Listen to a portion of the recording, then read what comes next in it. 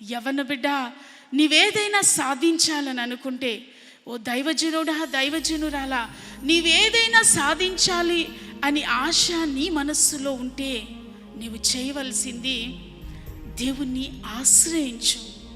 నీ తల్లిదండ్రుల ప్రార్థన నీకు తోడుగా ఉంది, అదొక ప్లస్ పాయింట్.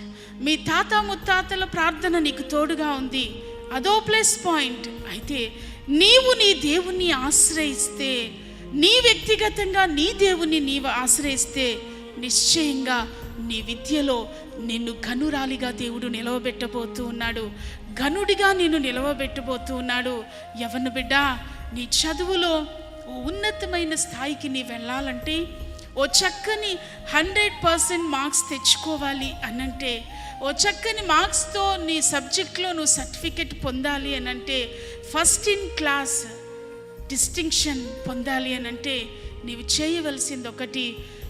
దావీదు గారికి ఏ దేవుడు సహాయం చేశాడో, ఏ దేవుడు తన చేతులకు యుద్ధాన్ని నేర్పాడో, ఏ దేవుడు తన చేతులకు పోరాటాన్ని నేర్పాడో, అదే దేవుడు నీవు చదువుకునేటట్లుగా నీకు చక్కటి జ్ఞానాన్ని ప్రసాదించగలడు.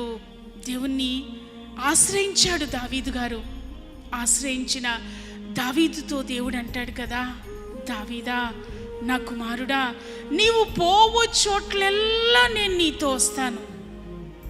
వ్యాపారం చేయడానికి వెళ్ళినా మనతో వస్తాడు, ఉద్యోగం చేయడానికి వెళ్ళినా మనతో వస్తాడు. ఏం చేయాలి మనం? చిన్న ప్రార్థన. దేవా, ఉద్యోగం చేయడానికి వెళ్తున్నాను, భయంకరమైన కెమికల్ కంపెనీలో ఉద్యోగం చేయబోతున్నానయ్యా, నీవు నాతో రావా? ఆ కెమికల్ బలహీనత నా శరీరాన్ని అంటకుండా కాపాడవా అని నీవు ప్రార్థిస్తే, కెమికల్ శరీరానికి పట్టి రోగగ్రస్తులై మరణించిన వారు ఎంతోమంది లోకంలో ఉన్నారు, ఉద్యోగస్తుల్లో ఉన్నారు. కానీ ఆ కెమికల్ మనకు హాని చేయకుండా మన శరీరాన్నంతా ప్రొటెక్ట్ చేయడానికి, కాపాడడానికి దేవుడు మనతో వస్తాడు. జాబ్ కొరకు ఎగ్జామ్ రాయిపోతూ ఉన్నాం, దేవా నాకు సహాయం చేయవా, నిన్ను ఆశ్రయిస్తున్నాను అని ఒక చిన్న మాట మాట్లాడితే ఆయన మనతో వచ్చి ఆ ఎగ్జామ్ రాసేటప్పుడు మనకు సహాయకారిగా ఉండి, ఎగ్జామ్లో గొప్ప జయము, ఇంటర్వ్యూలో గొప్ప జయము, ఓ మంచి జాబ్ పొందినట్లుగా దేవుడు మనకు చేయగలడు.